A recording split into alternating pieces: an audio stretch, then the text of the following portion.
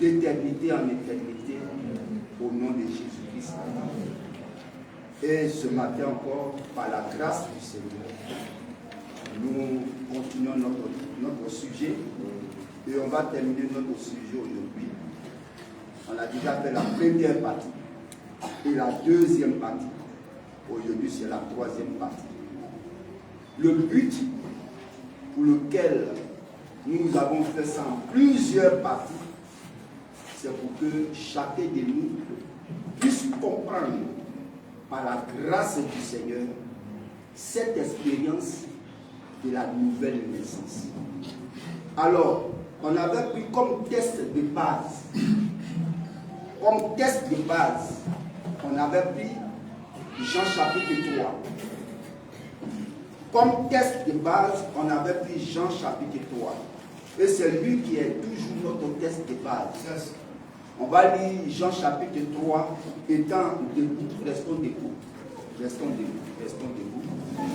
Pour la lecture de la parole écrite de Dieu. Jean chapitre 3, du verset 1 jusqu'à 10 encore.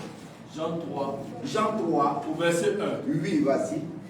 Mais il y a un homme dans les pharisiens,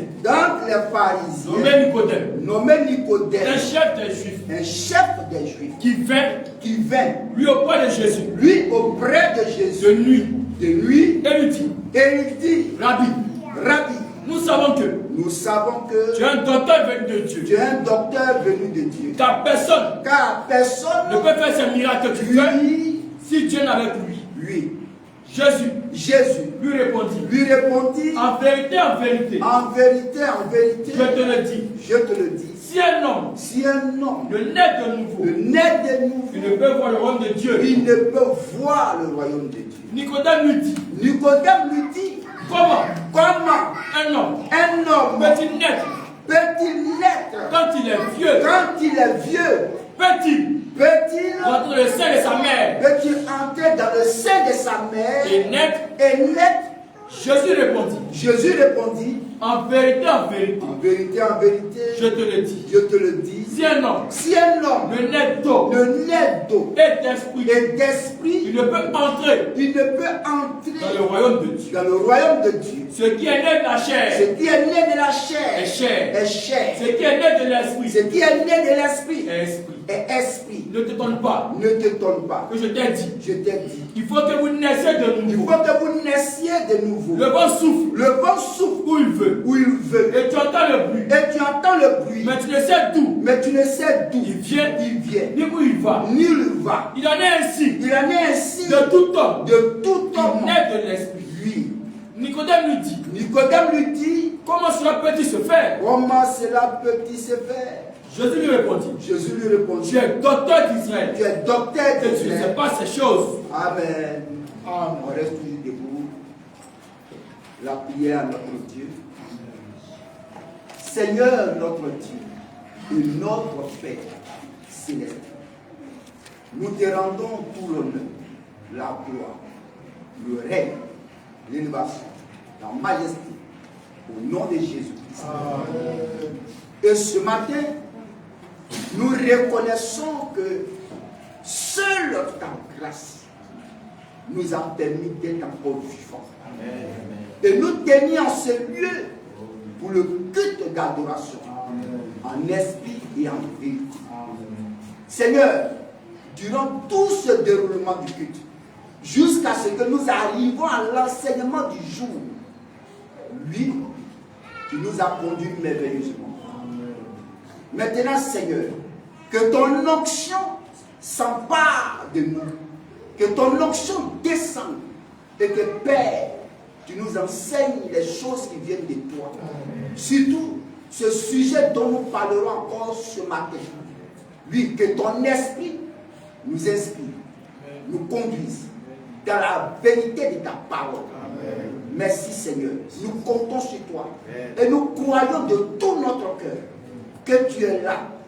Sous la base de l'Esprit Saint. Oui Seigneur, tu es là.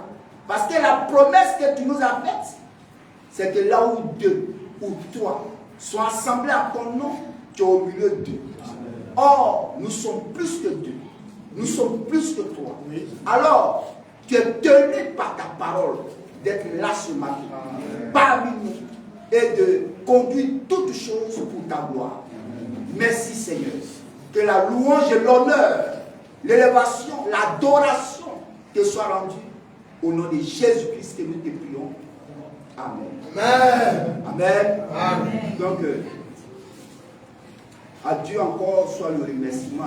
À notre Seigneur soit le remerciement. Amen. Et vraiment, le Seigneur nous a fait grâce. Si nous sommes encore sur terre, ayant la santé, c'est Dieu qui fait grâce. Il a pourvu aux besoins de chacun de nous. D'une manière ou d'une autre, Dieu a pourvu à notre besoin. Le souffle de vie, la santé, même dans nos maisons, nos familles, nos enfants, la nourriture, le bien-être quotidien. Quand on regarde autour de nous, quand on regarde ce que nous sommes, on voit réellement la grâce de Dieu. On voit l'amour de Dieu. Vraiment que le Seigneur bénisse notre assemblée richement. Lui qu'il accorde ses faveurs à chacun de nous. Qu'il répand son esprit de grâce sur nous. Qu'il nous fasse ça. Lui sa face sur nous. Pour sa gloire. Et nous comptons sur lui. Il est notre seul appui. Il est l'ami fidèle. L'ami céleste. Notre appui. Et ce matin, il le fera encore pour sa gloire. Amen. Amen. Donc, notre sujet concerne la nouvelle naissance. Dans le texte qu'on vient de lire, dans Jean chapitre 3, du verset 1 jusqu'à 10, il y a conversation entre Jésus et Nicodème. Mais dans la conversation, qu'est-ce qu'on retient de la conversation? On retient beaucoup de choses. Mais il y a une urgence. Il y a une urgence. Et Jésus a dit 3 fois. Si un homme ne naît de nouveau, il ne peut voir le royaume de Dieu. Et encore il dit, si un homme ne naît d'eau et d'esprit, il ne peut entrer dans le royaume. Et après il dit, ne t'étonne pas que je t'ai dit, il faut que vous naissiez de nouveau. C'était tellement important. Le fait qu'un homme naisse de nouveau, Jésus a répété ça plusieurs fois. Amen. C'est très important. Il Amen. Est capital. Amen. C'est le commencement de la vie chrétienne. Amen. Avec Dieu. Dans le Nouveau Testament, Jésus l'a exigé. Il faut que la première naissance que nous avons eue, il faut que cette naissance-là, elle demeure, oui. Mais la seconde naissance nous donne droit à entrer en Christ, à entrer dans le royaume de Dieu, à avoir une communion avec lui de façon permanente. C'est la meilleure des naissances. Amen. Et Dieu exige à tous, à tout être humain, et naître de nouveau. Et c'est vraiment capital. Mais Dieu fait grâce. Dieu fait grâce parce qu'il fait de sorte que beaucoup naissent de nouveau. Amen. Mais ceux qui naissent de nouveau, il les connaît entièrement. Amen. Amen. Amen. C'est pourquoi nous devons toujours avoir confiance au Seigneur. On doit rester dans la parole de Dieu. On doit rester vigile dans la parole de Dieu. Amen. Amen. Que notre Dieu soit encore célébré. Amen. Parce qu'il est un bon Père Céleste. Oui. Un bon Père Céleste. Mais est-ce que vous ne connaissez pas qu'il est un bon Père Céleste? Amen. Qu'est-ce qu'il n'a pas fait pour nous? Qu'est-ce qu'il n'a pas fait pour toi? Qu'est-ce qu'il n'a pas fait pour chacun de nous? Il a fait beaucoup de choses. Amen. Amen. Amen. Que Dieu bénisse réellement notre assemblée. Amen. Et même les frères même qui n'ont pas pu faire le déplacement, depuis même là où ils sont, que Dieu vraiment apporte son soutien à chacun de nous. Amen. Si nous sommes malades, que Dieu apporte la guérison.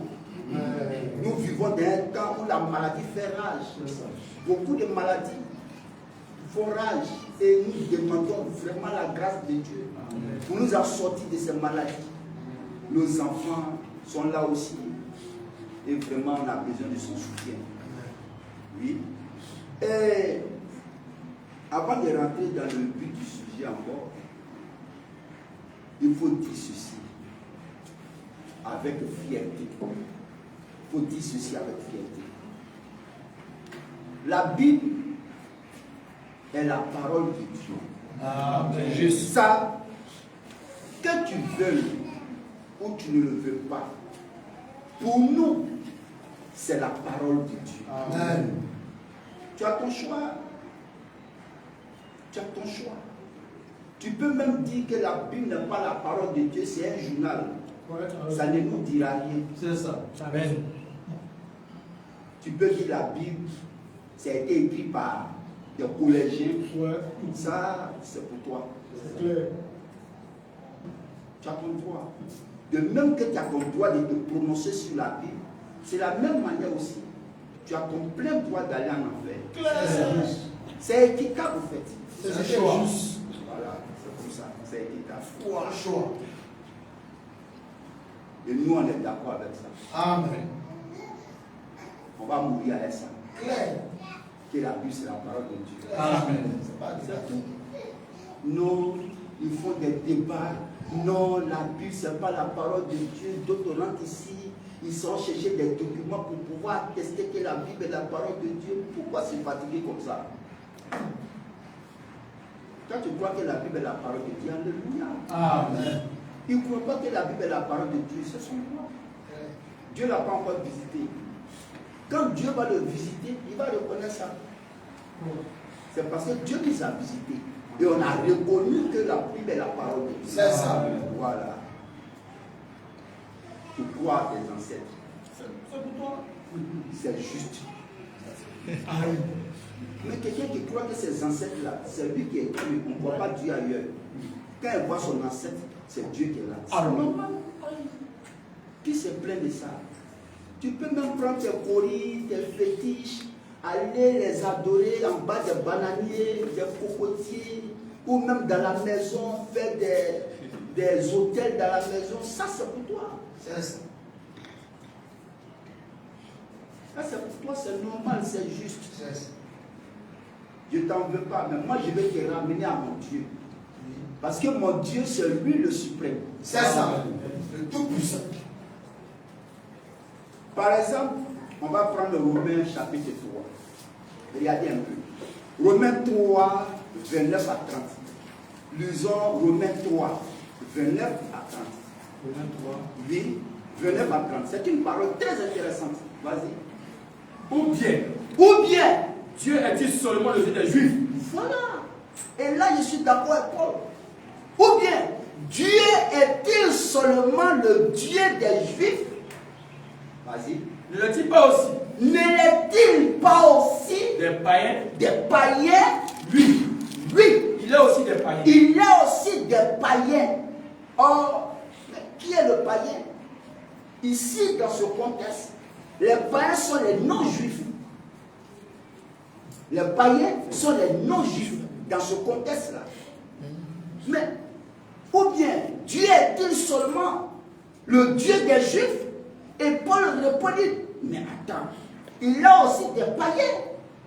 Oui, le Dieu des Juifs est le Dieu des païens aussi. Amen. Ça veut dire que le Dieu des non-juifs. Vas-y, frère. Puisqu'il y a un seul Dieu. Puisqu'il y a un seul Dieu. Qui justifiera. Qui justifiera. Par la foi. Par la foi. Les circoncis. Les circoncis. Et par la foi. Et par la foi. Les incirconcis. Voilà. Que ce soit les juifs, que ce soit les non-juifs, ils seront circoncis par le même Dieu. Oui. Non, vous laissez vos dieux, hein? Vous laissez, tu es africain, tu as laissé tes dieux, tes parents, tes ancêtres, pour aller prendre ancêtre des gens du dehors. Mais j'ai mon choix. Alors, je peux aller chercher mon Dieu là-bas pour venir. Où est le problème? On attrape ton Dieu, on met dans la cage, et puis on s'en va le visiter. Ça, c'est quel Dieu, ça? C'est qui ça? Qui est ce gars? Et puis, ça fait très mal. C'est pourquoi, d'abord, la chrétienté commence par le fait que l'homme doit croire d'abord la Bible, quelle est la parole de Dieu. Amen. Voilà où la chrétienté commence d'abord. Mais si tu ne crois pas que la Bible est la parole de Dieu, c'est fini. On n'a même pas besoin de pousser. Il est le Dieu des Juifs, est le Dieu des non-Juifs aussi. C'est pourquoi Jérémie m'a plu. Dans Jérémie 32, allons-y, 27. Jérémie 32, 27. Ce sont des paroles qui m'ont plu vraiment. Jérémie 32, verset 27. Au verset 27. Oui. Voici, je suis l'Éternel. Il dit, voici, je suis l'Éternel. Le Dieu de toute chair. Ah bon?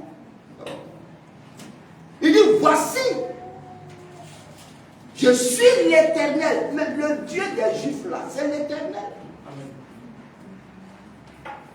Il dit, je suis l'Éternel, le Dieu de toute chair. Ah oui. Mais c'est parce que tu ne crois pas que la Bible est la parole de Dieu qu'on est en train de discuter. L'Éternel est le Dieu de toute chair. Et s'il est le Dieu de toute chair, c'est qu'il est le Dieu de tous les humains. Il est le Dieu de toute la terre. Amen. Mais voilà le vrai Dieu. Ésaïe m'a encore plu. Oui. Ésaïe 54, à partir du verset 5. Ésaïe 54, à partir du verset 5. Dans Jérémie 32, verset, il est le Dieu de toute chair. Dans Ésaïe chapitre 54, verset 5. Oui. Au verset 5. Car ton créateur est ton époux. Oui. L'Éternel des armées. L'Éternel des armées est son nom. Et ton rédempteur. Et le Saint d'Israël. Et le Saint d'Israël. Il se nomme Dieu de toute la terre. Dieu de toute la terre. Où est passé ton Dieu? Il est où? Le Dieu des Juifs, il est aussi le Dieu des non-Juifs, le Dieu de toute la terre, le Dieu de toute chair. Mais où est passé ton Dieu? Il est rentré où?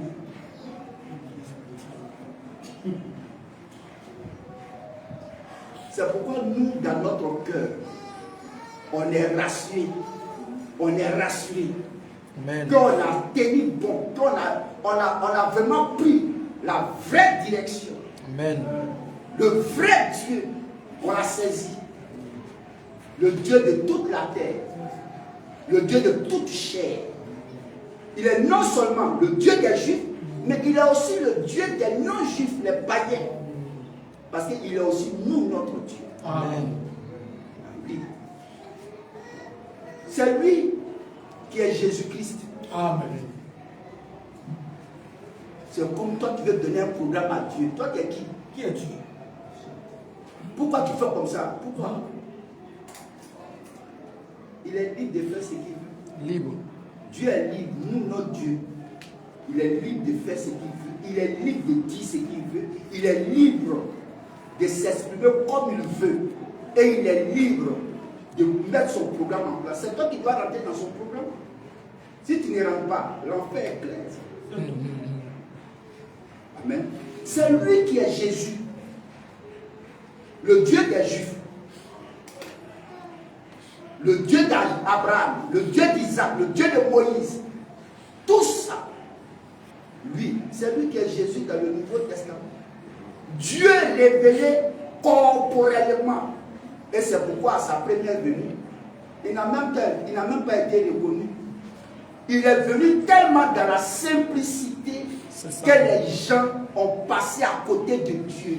Amen. Et la théologie a dit quoi? Comment Dieu peut devenir un homme? Un paradoxe. Comment Dieu peut devenir un homme? Bon.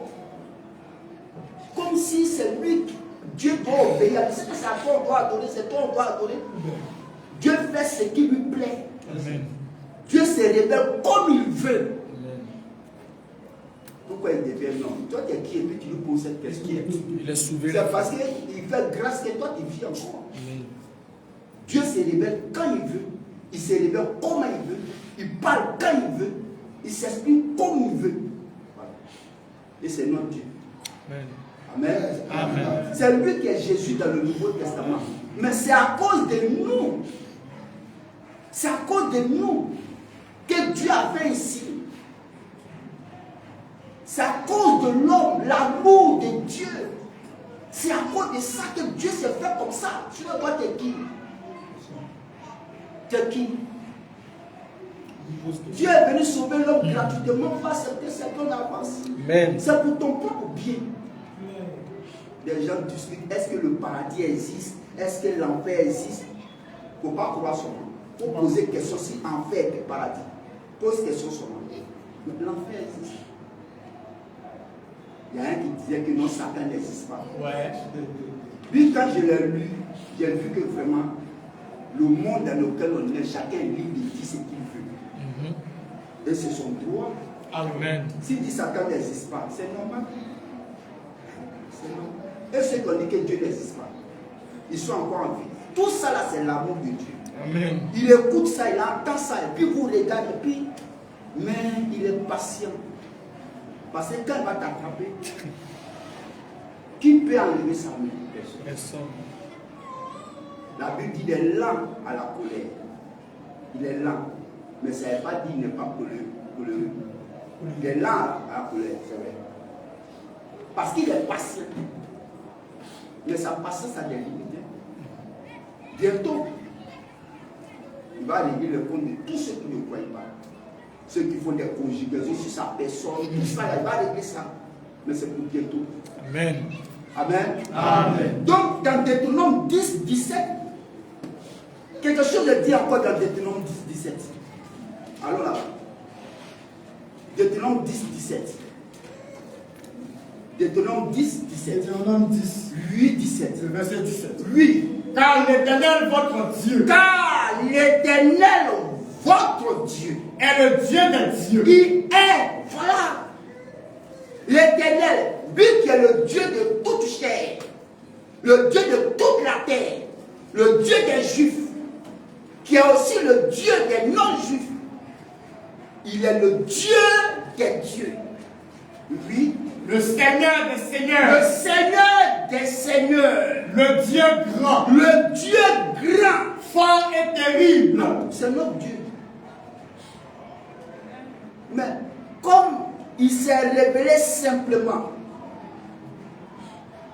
dans le Nouveau Testament, il est venu sous la forme de l'être humain. Quand il s'est dévoilé, Dieu est dévoilé, Dieu est révélé dans un corps de chair, il est apparu au milieu des gens. Et Dieu a été non reconnu. C'est ça. Ah oui. Mais la Bible dit qu'il est Emmanuel. Amen. Il est Emmanuel. Dieu avec nous. Mais l'incrédulité a arrivé à son paroxysme. C'est lui qui est Jésus-Christ. Amen. Le Dieu des Juifs, il est le Dieu des dieux. Le Dieu fort et terrible. Ah oui. Mais le livre d'Apocalypse révèle même que c'est Jésus, le Dieu des dieux. Parce que le Dieu, l'Éternel, est le Seigneur des seigneurs. Et Jésus est le Seigneur des seigneurs. C'est la même personne. Seulement que Dieu s'est dévoilé. Amen. Apocalypse 17 et 14, lisons ça. Apocalypse 17 et 14. Apocalypse 17 et 14. Apocalypse 17 et 14, oui. Apocalypse 17. Oui. Le verset 14. Au verset 14. Ils combattront contre l'agneau. Mais dans la Bible, qui a été appelé l'agneau? C'est Jésus. À la fin, ils combattront contre l'agneau. Et l'agneau les vaincra. Et l'agneau, Jésus, les vaincra. Parce qu'il est le Seigneur des seigneurs. Mais pourquoi? Parce qu'il est. C'est son état d'être. C'est ce qu'il est. Il est le Seigneur des seigneurs. Oui. Et le roi des rois. Et le roi des rois. Et les appelés. Et les appelés. Les élus et les fidèles qui sont avec lui les vaincront aussi. Amen. Jésus est Dieu Tout-Puissant. Amen. Et on n'a pas honte de le dire. Et Jean même a été encore cité. Dans Jean chapitre 5, 20, on peut le lire encore. Dans Jean chapitre 5, 20, on peut le lire. Ça, c'est avant qu'on va rentrer dans notre sujet.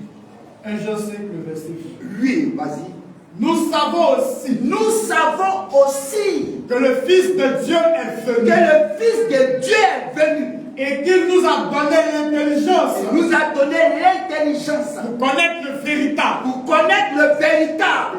Et nous sommes dans le véritable. Et nous sommes dans le véritable. En son Fils Jésus-Christ. En son Fils Jésus-Christ. C'est lui. Mais normalement, tout le monde doit croire ça.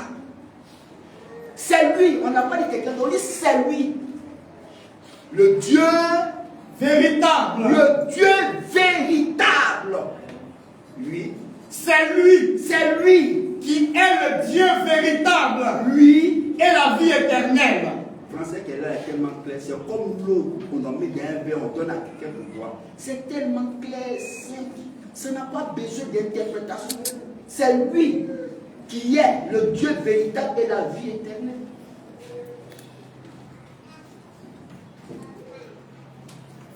Et nous, on veut amener nos parents, nos amis, nos connaissances à comprendre l'urgence même de se convertir. Parce que c'est la seule voie issue pour ton salut. Que Dieu nous aide. Que Dieu apporte vraiment la compréhension à tous ceux qui ne croient pas encore que l'invitation leur a été lancée, qu'ils acceptent le Seigneur de tout leur cœur en tant que le seul Dieu vrai, le seul Dieu, l'unique, le véritable, que c'est Jésus-Christ. C'est en lui seul que se trouve le salut. Le salut ne se trouve pas dans les idoles. Jamais. Le salut ne se trouve pas ailleurs. Nulle part, en aucun autre Dieu. Seulement qu'en Jésus-Christ se trouve le salut.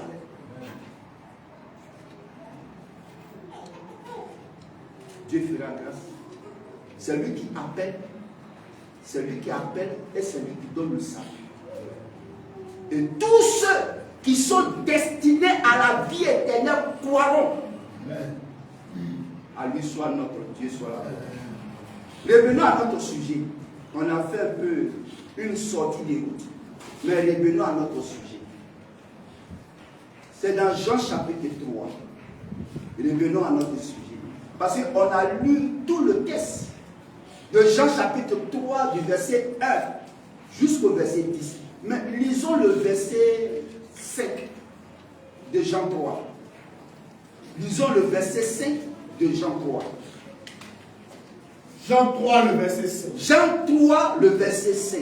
Jésus répondit. Jésus répondit. En vérité, je te le dis. En vérité, je te le dis. Si un homme ne naît d'eau et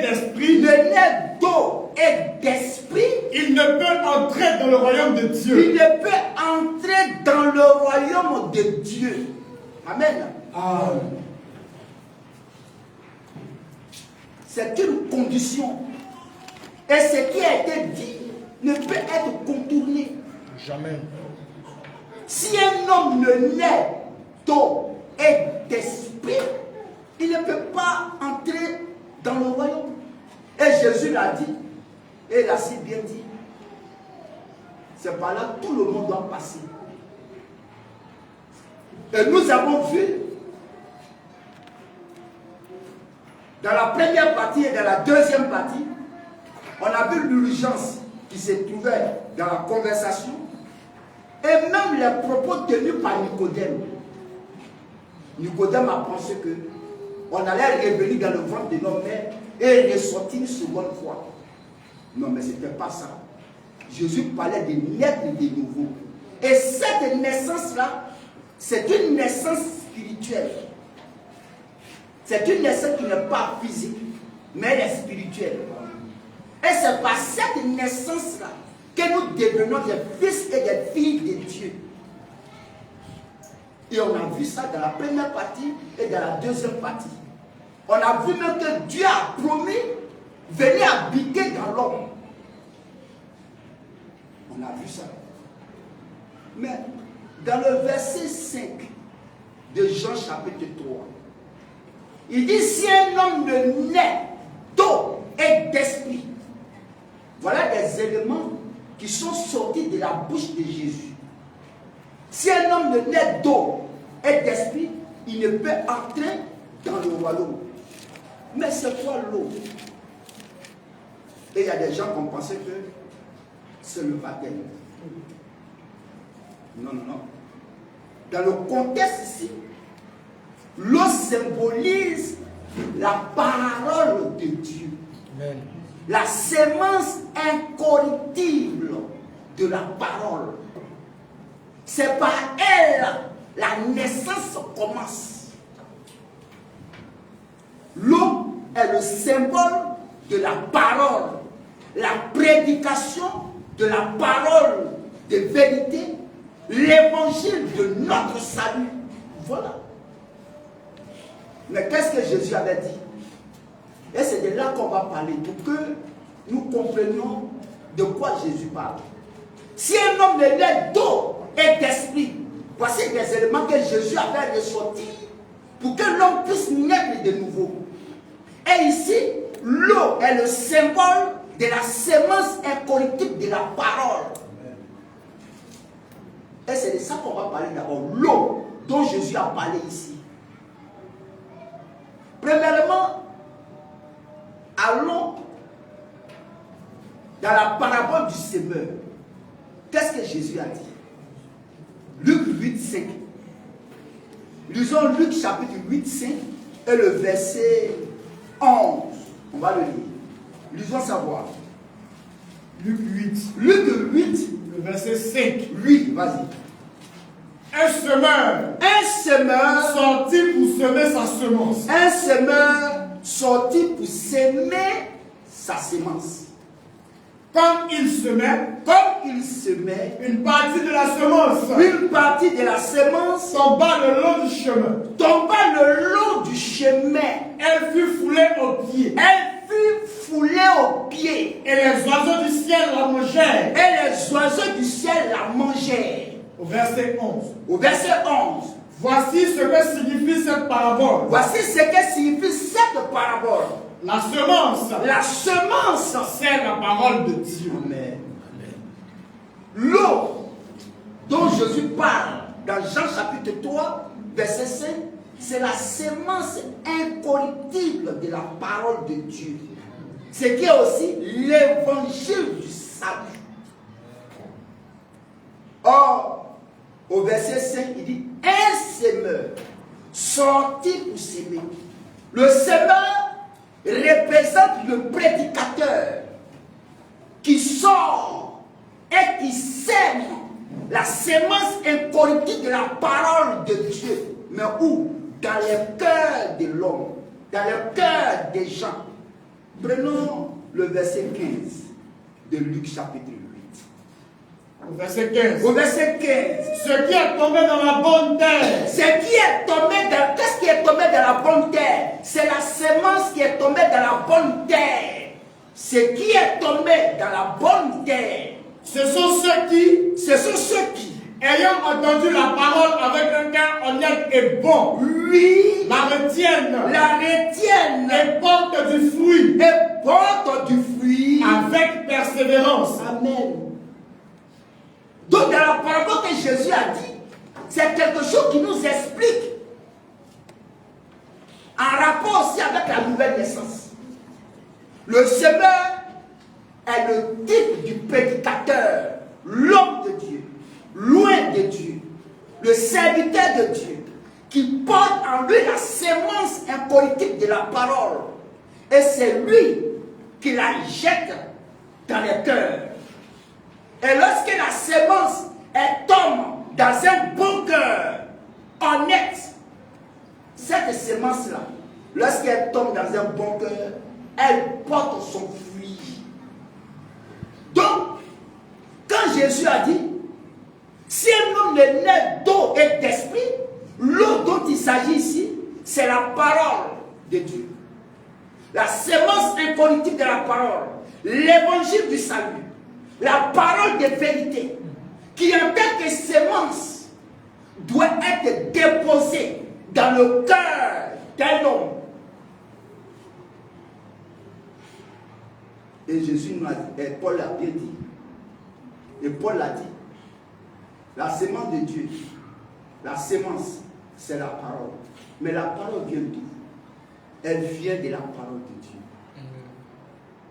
La sémence doit être incorruptible. Pas une sémence mélangée, mais une sémence incorruptible doit être placée dans le cœur de l'homme. Dans Romains chapitre 10, lisons quelque chose là-bas. Romains 10, 17. Romains 10, 17. Romains 10, le verset 17. Oui. Ainsi, la foi vient de ce qu'on entend. La foi vient de ce qu'on entend. Et ce qu'on entend. Et ce qu'on entend vient de la parole de Christ. Donc déjà, pour la naissance, il faut d'abord la sémence incorruptible de la parole de Dieu, qui est prêchée par un oint de Dieu, un prédicateur oint de l'Esprit de Dieu, et qui apporte la parole de Dieu en tant que sémence incorruptible, et qui descend tout droit dans le cœur de l'homme. Et la précision, elle doit vraiment être incorruptible. C'est pourquoi ce n'est pas n'importe qui prêche. Parce qu'il s'agit de naissance. Lorsqu'il s'agit de naissance, naître de nouveau, il faut un vrai prédicateur, un oint de Dieu, qui a la sémence incorruptible de la parole pour la déposer dans les cœurs, afin qu'elle puisse porter des fruits. Ah oui.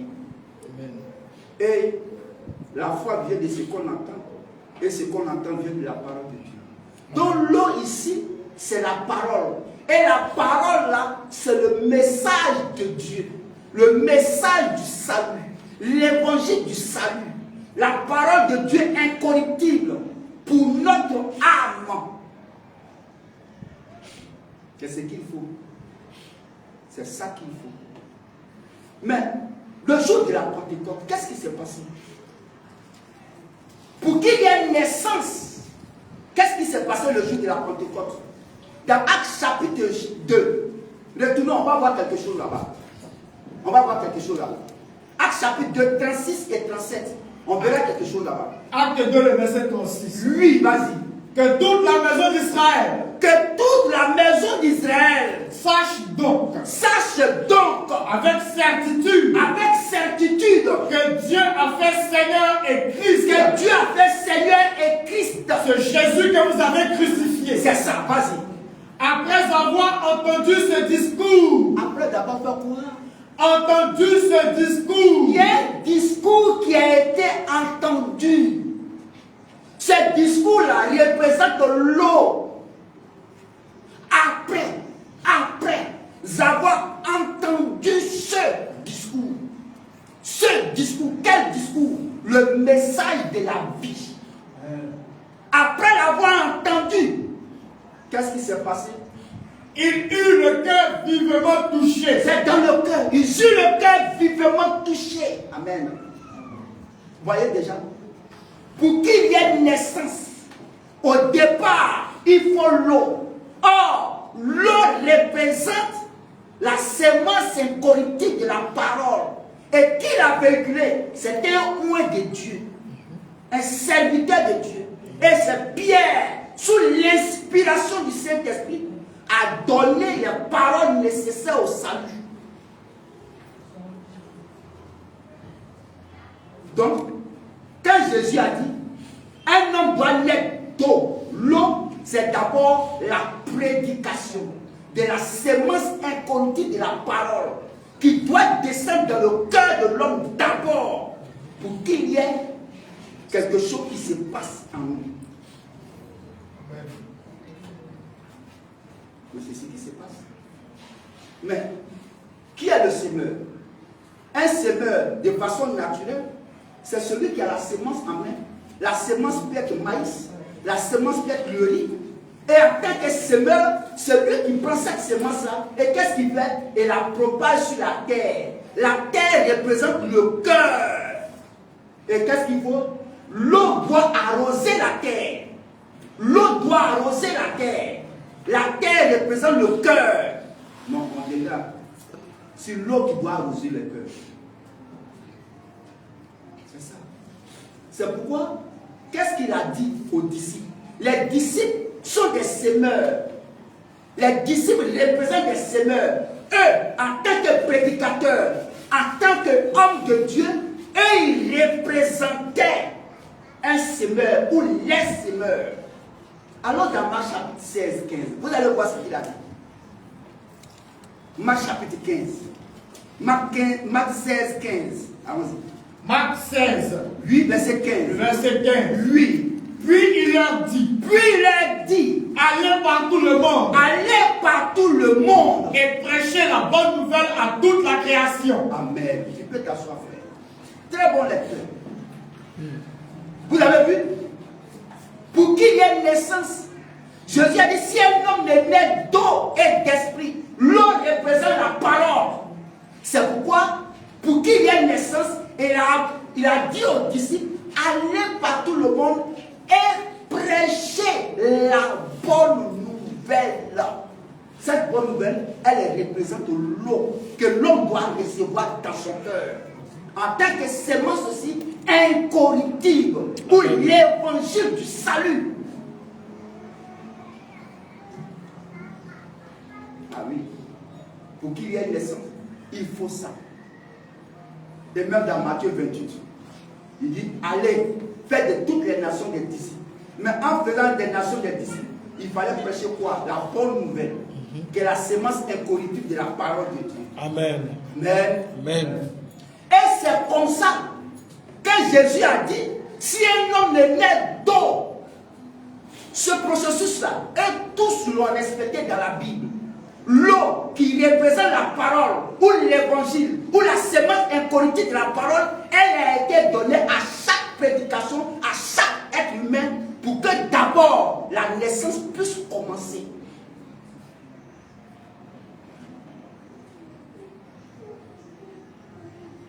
On va voir encore un autre exemple. Allons avec Philippe, vous allez voir. Acte 8. Allons, vous allez voir avec Philippe, acte 8. Allons dans Acte chapitre 8. Vas-y. Acte chapitre 8. Acte 8. 5. Verset 6. 8.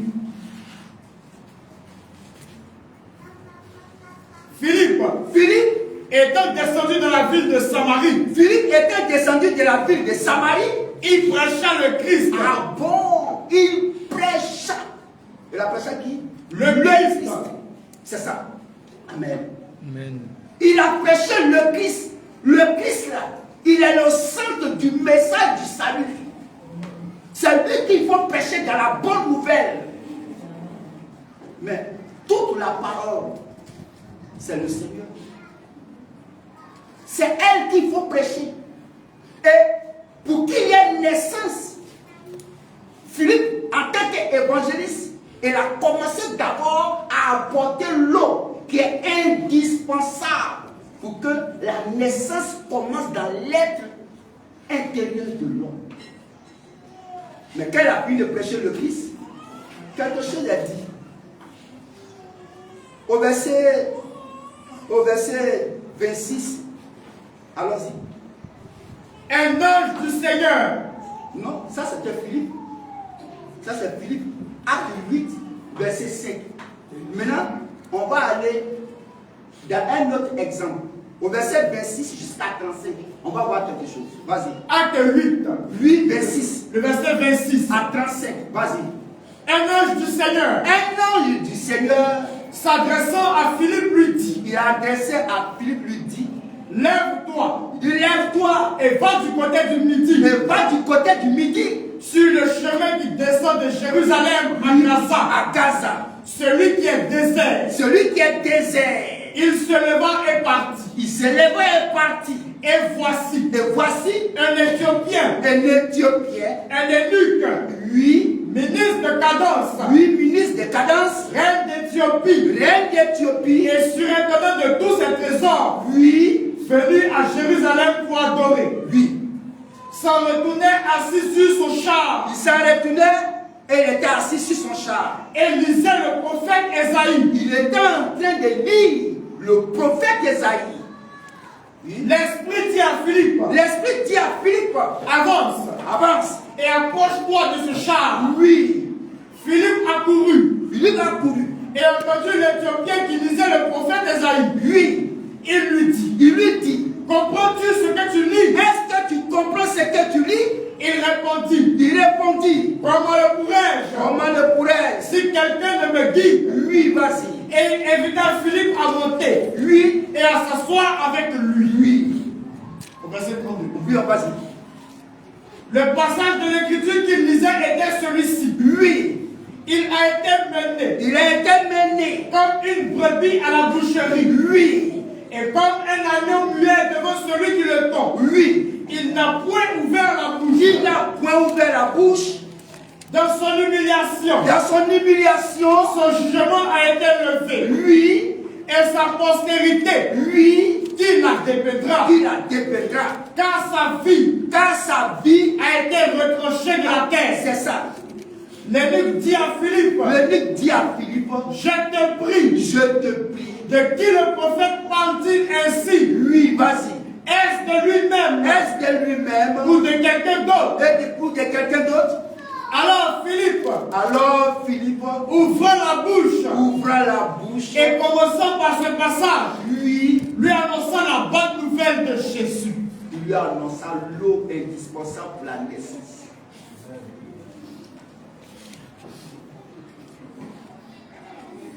Amen. Si un homme n'est né d'eau, l'eau c'est la parole. Il faut que l'homme entende et comprenne le message qui apporte le salut à l'homme. Il faut que l'homme entende ça. Ah oui, il faut que l'homme entende ça. Donc, on voit ça encore. On va aller dans Actes chapitre. On continue encore. On va aller dans 1 Pierre 1, 23. Alors dans 1 Pierre 1, 23. 1 Pierre 1, 23. Vas-y. 1 Pierre 1. Oui, 23. Verset 23. Oui, vas-y. 1 Pierre 1, 23. Puisque vous avez été régénérés. Non pas une semence corruptible. Vous voyez? Puisque vous avez été régénérés, non pas une semence corruptible, mais pas une semence incorruptible. Mais pas une semence incorruptible. Par la parole vivante. Par la parole vivante. Et permanente de Dieu. Il faut la parole vivante et permanente de Dieu. Et on peut même continuer encore. Par la parole vivante et permanente de Dieu.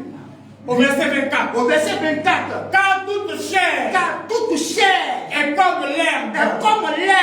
Et toute sa gloire. Comme la fleur de l'herbe. L'herbe sèche. Et la fleur tombe. Mais la parole du Seigneur. Demeure éternellement. Oui, vas-y. Et cette parole-là est celle qui vous a été annoncée par l'évangile. Amen. Il faut l'évangile d'abord. L'évangile représente l'eau. Et Paul a si bien dit. On reprend encore. Éphésiens chapitre 1. Éphésiens 1, 13. Allons-y. En Éphésiens 1, 13. Vas-y. Au verset 13. Oui, vas-y. En lui, vous aussi. Après avoir entendu la parole de la vérité. Voilà l'eau d'abord indispensable pour la naissance. Quand Jésus a dit, si un homme est né d'eau, l'eau c'est la parole. La semence est corrective de la parole.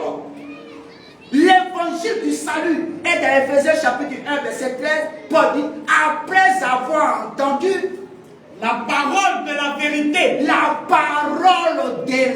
Il faut d'abord entendre la parole de la vérité qui est l'eau. Oui. L'évangile de votre salut. L'évangile de votre salut. En lui. Vous avez cru. Amen. Vous voyez l'eau? Si un homme est né d'eau, il faut premièrement la bonne nouvelle de la parole de Dieu. Amen. Le message de Dieu à l'intérieur de l'homme, dans son cœur. Si c'est une bonne terre qui représente un bon cœur, Dieu fait quelque chose dans son cœur. Amen. C'est ça. Alléluia. Amen. C'est ça. Et on a été tellement joyeux de comprendre que Acte chapitre 2, 37. Acte 2. Acte 2, 37. Verset 37. Oui. Après avoir entendu ce discours. Là, il eut le cœur vivement touché. C'est après qu'ils ont entendu le message du salut, la prédication conduite par le Saint-Esprit. Ils ont eu le cœur vivement touché. Et qu'est-ce qu'il dit? Et dire à Pierre. Ils ont dit à Pierre et aux autres apôtres.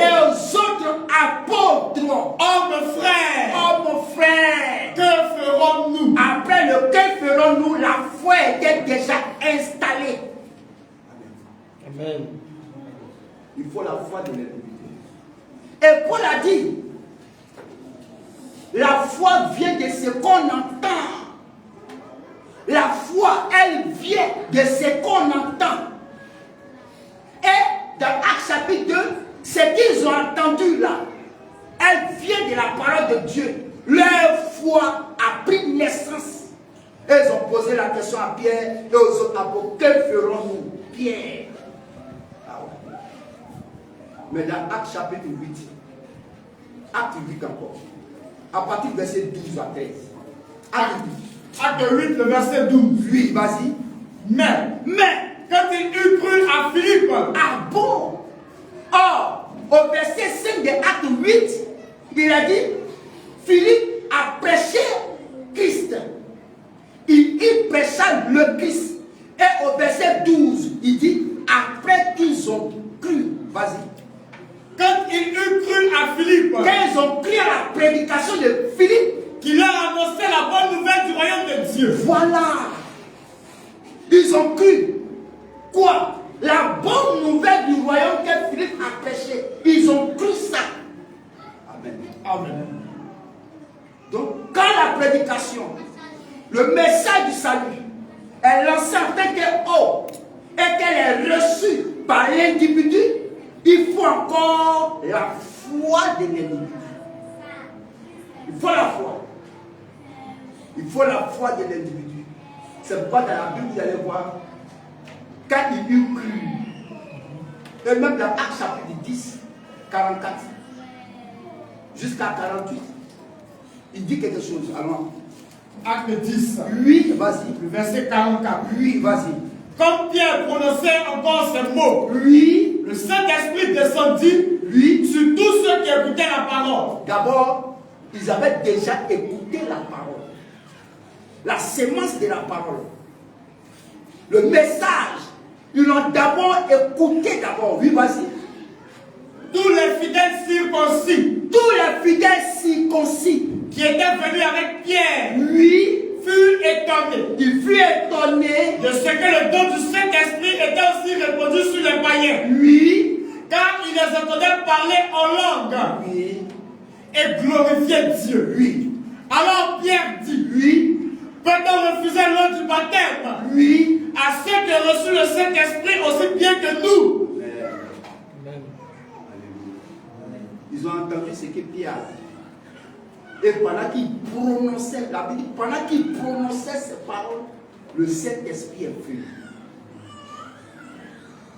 Donc, si un homme est né d'eau, l'eau représente la prédication de la parole de Dieu. Amen. Qui est la sémence incorruptible, ou l'évangile du salut, ou la bonne nouvelle, elle est prêchée par un oint de Dieu, un ministre de Dieu, un serviteur de Dieu, qui représente un semeur, qui sème la semence de la parole. Et ensuite, la foi de l'individu. Alors, qu'est-ce qui se passe? Quand l'individu manifeste sa foi, qu'est-ce qui se passe? Pierre a donné les règles dans Actes chapitre 2. Répentez-vous, la repentance. La repentance. La repentance. On n'est pas encore arrivé où il y a l'esprit.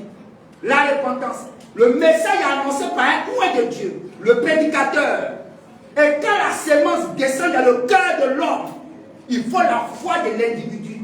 Quand l'individu manifeste sa foi, il y a un autre pas que l'individu pose. C'est la repentance. Le regret doit s'installer dans son cœur. Répentez-vous. Répentez-vous. C'est pourquoi quand Jésus est venu, il a commencé à prêcher la repentance. Oui. Et quand Pierre est descendu le jour de la Pentecôte, qu'ils ont dit, homme frère, ce que tu as enseigné, ce que tu as prêché, nous l'avons compris. On fait comment maintenant? Il dit, ce que vous devez faire. Puisque vous manifestez votre foi, ce que vous devez faire, alors répentez-vous. Un regret doit réellement sortir de ton cœur. Amen. Qui dit, oui, j'ai vécu hors la volonté de Dieu. C'est un regret qui est produit par le Saint-Esprit. Le Saint-Esprit produit en l'homme qui a la foi un regret au repenti. Il dit, vraiment, j'ai vécu hors la volonté de Dieu.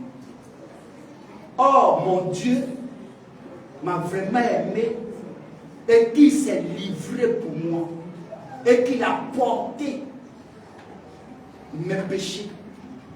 Il m'a apporté la pleine délivrance. Mais après la prédication sous l'inspiration du Saint-Esprit, le Saint-Esprit doit créer dans l'homme ou produire dans l'homme une réelle repentance. C'est pourquoi il disait que en matière d'être sauvé, on ne s'amuse pas avec ça. Si tu crois, il faut croire vrai. Il ne faut pas croire comme ça. C'est ton salut qui est en péril. Les hommes qui étaient dans Acte 2, le repenti était sincère. Mais c'est dans ton intérêt. C'est dans ton intérêt. Parce que la naissance que Jésus a exigée, il y a des étapes à cette naissance. La parole doit être prêchée. La parole doit être posée dans le cœur. La foi de l'individu, la repentance qui est un pas nécessaire au salut. Mais qu'elle a dit, répentez-vous. Maintenant va suivre le baptême. L'esprit n'est pas encore venu. C'est vrai dans la Bible, dans Actes chapitre 10, l'esprit est venu même avant même qu'il soit et qu'il soit baptisé.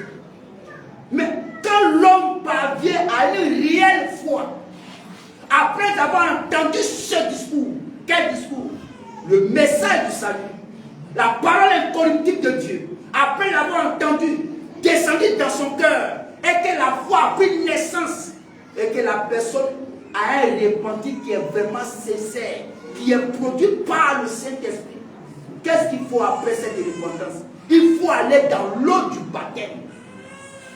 C'est pourquoi Pierre a dit que chacun de vous soit baptisé pour le pardon de vos péchés.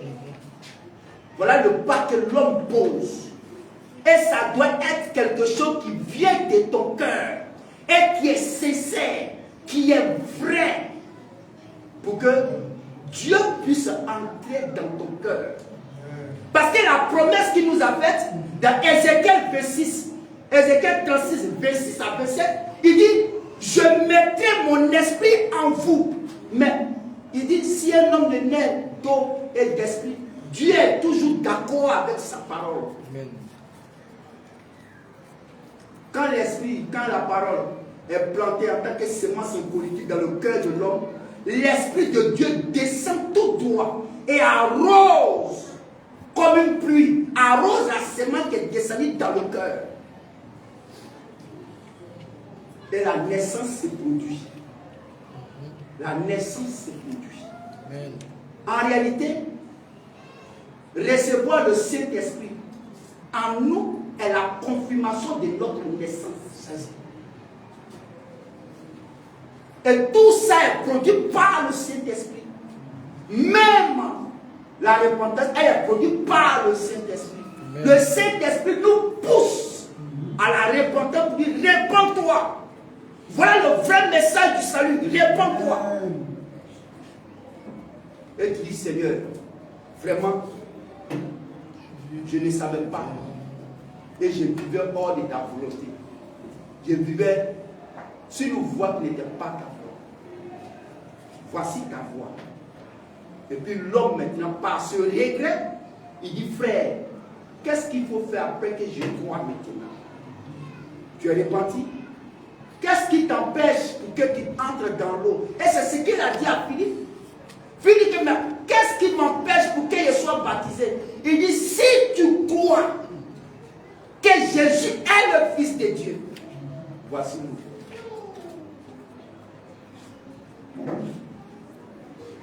Même, remarquez, dans la naissance même naturelle, qu'on a, la naissance naturelle par laquelle les femmes passent, mais qu'est-ce qu'il faut pour une naissance? Qu'est-ce qu'il faut dans une naissance naturelle? Qu'est-ce qu'il faut? Il faut la sémence de l'homme. C'est ça. La sémence de l'homme est placée au sein de la femme. Et quand la sémence elle est placée de façon naturelle, comme on le sait, on parle de 9 mois. Et lors de la naissance, quand l'enfant sort, la vie entre dans l'enfant, la vie. La vie est la confirmation de la naissance. C'est ça. La vie est la confirmation de la naissance. Amen. C'est pourquoi, pour que madame soit enceinte, il faut la naissance, il faut la sémence de l'homme. Et la sémence de l'homme doit produire dans la femme quelque chose. Va produire un homme. Va produire ça. Et il faut que l'enfant vienne au monde. Et quand l'enfant vient au monde, à la maternité, doit tapoter l'enfant. Doit le tapoter pour que la vie se manifeste dans l'enfant. Alors, pour nous, quand nous recevons aussi la sémence incorruptible de la parole de Dieu en notre sein, il y a le cœur qui doit parler. L'Esprit de Dieu apporte sa parole dans le cœur. Et quand la parole est apportée dans le cœur, la parole touche et transperce le cœur de l'homme. Et la foi se manifeste. Et quand la foi se manifeste, le pas qu'on pose, lui, réponds-toi. Ce n'est pas la pénitence. Amen. La repentance est un regret sincère produit par le Saint-Esprit dans l'être intérieur de l'homme qui dit, homme frère, vraiment, j'ai besoin de Dieu dans ma vie. Et c'est lui le véritable. Amen. C'est comme il y a des gens qui mentent sur la repentance. Toi, tu es repenti. Un catholique ne peut pas repenti. Jamais. Parce que ce n'est pas la sémence qu'il a reçue. La vraie repentance, elle est produite par le Saint-Esprit. Or, le Saint-Esprit se connaît lui-même. Amen. C'est sa parole, frère. Le Saint-Esprit ne peut pas dire autre chose. Le Saint-Esprit se connaît lui-même. Amen. Le Saint-Esprit ne peut jamais dire qu'il est trois personnes. Non, non. Donc déjà même, ne peut pas avoir de repentance, ni même quelque chose. Il y a rien Aucune action. Or, il faut connaître le véritable. Amen. C'est pourquoi beaucoup d'églises n'ont pas encore expérimenté une réelle repentance, une réelle conversion. Non. Tout part de la parole. Tout part de ce que tu entends. Tout part de ce qu'on t'a enseigné. Tout part du message qui donne la vie qu'on t'a enseigné. La nouvelle naissance, c'est quelque chose de très important pour l'homme. C'est ton commencement avec Dieu. Et ne joue pas avec ça. Et beaucoup jouent à ça. Dis, je crois. Mais si tu crois, alléluia. Amen, frère. Ça. Si tu crois, alléluia. Judas a dit qu'il croyait aussi. Alors, Ce qui est juste. Amen. Mais c'est après ce qu'il est. C'est manifesté. Amen. Il C'est ne faut ça. pas courir derrière l'homme. Non. Il ne faut pas courir derrière l'homme. Dieu a son temps. Où il dit le soleil doit briller, ça va briller. Tu ne peux pas bloquer le soleil de briller. Non. Jamais. Quand il dit le soleil lève, le soleil a brillé de briller. Amen. Donc dans la foi, quand quelqu'un dit Jésus là, je le crois, on dit oui. Frère, merci si tu crois Jésus. Tant mieux. Il faut le féliciter s'il Amen. croit. Amen. C'est ça. Maintenant, regarde au fur et à mesure dans la marche avec le croyant. Ne le juge pas, ne dis rien. Mais seul Dieu peut mettre la vie là au soleil. C'est Dieu qui met la vie là au soleil. Amen. Mettre la vie au soleil, c'est que tout le monde voit maintenant que ce que tu avais dit au départ là, que c'était faux. Amen. Voilà, C'est mettre ça. la vie au soleil. C'est dehors. Oui, mais la vie au soleil, c'est ça. Est-ce que nous, on n'a pas vu ça? Nous, on n'est jamais, on peut rendre témoignage de ça. Oui, c'est ça, frère. Dans la marche, on voit ça. Frère, c'est vrai. Dans l'église du Seigneur, il y a beaucoup d'enseignements. Il y a beaucoup d'enseignements dans l'église du Seigneur. Ils vont t'enseigner jusqu'à Jésus va revenir. Mais il y a un enseignement là. On ne joue pas à ça. C'est entre la mort et la vie. Si tu jouais ça, tu jouais la vie. Le Saint-Esprit, c'est lui qui convertit. C'est lui qui apporte la repentance. Amen. C'est lui qui produit tout ça. Amen. Le Saint-Esprit. C'est pourquoi le Saint-Esprit, tu ne peux pas le blaguer. Jamais. Puisque c'est lui-même qui produit la chose. C'est lui-même qui donne la vie. Mais en quoi tu vas le blaguer? Tu fais des limitations. C'est pourquoi moi je préfère dire à un frère ou à une soeur, c'est toi qui as dit que tu es sauvé. Mais est-ce que Jésus a dit que toi tu es sauvé? Si Jésus a dit que tu es sauvé, le soleil va briller. C'est ça. Allons-y seulement, tu es sauvé. Allons, on s'en va seulement. La route est tellement longue, on s'en va seulement. Allons seulement. allons ça. Allons, tu es mon frère, tu es ma soeur. Allons seulement. Allons aller. On s'en va seulement. Oh, partons seulement. Nous allons seulement. Jusqu'à ce que notre heure arrive. J'ai aimé quand Jésus a dit, Dans Matthieu 24 et 13. Celui qui persévérera jusqu'à la fin sera sauvé. C'est parce que les gens ont mal compris. Ils ont pensé qu'on n'est pas encore sauvé. C'est au ciel on sera sauvé. Donc c'est ici on est sauvé. C'est ici on est sauvé. C'est pourquoi la persévérance dans la foi doit être prêchée. Jésus, en tout cas, il n'a pas de problème avec les gens. Jésus n'a aucun problème avec les gens. Mais seulement, Jésus sait qui va croire vrai et qui ne va pas croire vrai. Amen. Il connaît ça? Dieu. Il connaît. Il dit tous ceux qui étaient destinés à la vie éternelle crurent.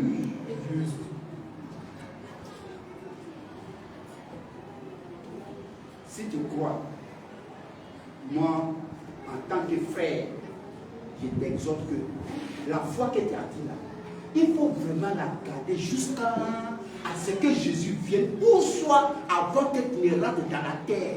Reste à la foi. Il faut rester à la foi. Amen. Amen. Notre Dieu, à lui soit la gloire. Amen. À lui soit l'honneur. Amen. Au nom de Jésus-Christ. Donc, j'espère que nous avons compris. Il faut la sémence de la parole. Et l'Esprit de Dieu vient pour la confirmation sur la sémence de la parole. Un jour aussi, on verra si le baptême du Saint-Esprit et la nouvelle naissance, c'est la même chose. Mais Dieu fera grâce. On parlera même du baptême du Saint-Esprit et voir est-ce que les deux, le baptême du Saint-Esprit, c'est la nouvelle naissance. Dieu fera grâce. On va voir ça. Amen. Amen. On a terminé.